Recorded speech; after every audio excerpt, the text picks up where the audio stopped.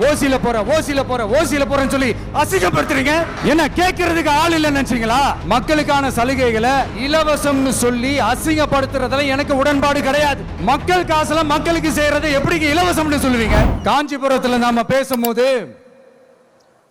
இந்த மாதிரி உங்களால் அமைக்கப்பட போற ஆட்சியில நம்ம ஆட்சிக்கு வந்த உடனே என்னெல்லாம் செய்ய போறோம்ன்றது சிலது சொன்னபுரத்துல நாம பேசியாசம்.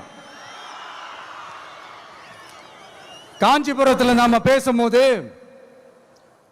இந்த மாதிரி உங்களால் அமைக்கப்பட போற ஆட்சியில நம்ம ஆட்சிக்கு வந்த உடனே என்னெல்லாம் செய்ய போறோம்ன்றது சிலது சொன்னோம். அதையெல்லாம் தப்பா புரிஞ்சுக்கிட்டு இப்போ சொல்றேன், விளக்கமா சொல்றேன், நான் சலுகைகளுக்கு எதிரானவன் கிடையாது. மக்களுக்கான சலுகைகளை இலவசம்னு சொல்லி அசிங்கப்படுத்துறதுல எனக்கு உடன்பாடு கிடையாது. மக்கள் காசுல மக்களுக்கு செய்யறதை எப்படி இலவசம்னு சொல்லுவீங்க? அப்படியே செஞ்சிட்டாலும் ஓசில போறேன்னு சொல்லி அசிங்கப்படுத்துறீங்க. என்ன கேட்கறதுக்கு ஆள் இல்லைன்னு நினைச்சீங்களா? மக்களுக்கு ஒண்ணுன்னா இந்த விஜய் வந்து நிப்பா, இந்த விஜய் வந்து கேள்வி கேட்பா.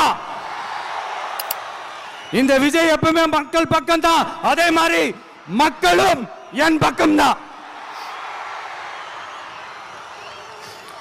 என் மக்கள் மானத்தோட மரியாதையோட கௌரவத்தோட வாழணும்.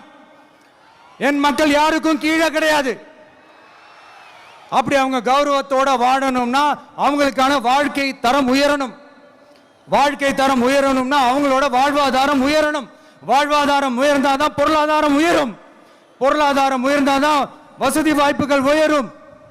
இதெல்லாம் உயர்ந்தாலே ஆட்டோமேட்டிக்கா அவங்களோட வாழ்க்கை தரம், அவங்களுக்கான மரியாதை, அவங்களுக்கான கௌரவம் எல்லாமே உயரும். இதுக்கான வழிகள், அந்த சூழல்களை அந்த கவர்மெண்ட் அமைச்சு கொடுக்கணும். இதுக்கான அந்த திட்டங்களை செயல்படுத்தணும். இதெல்லாம் செஞ்சாதான் இந்த அரசாங்கம் ஒரு நல்ல அரசாங்கம். இதைத்தான் சொன்னோம்.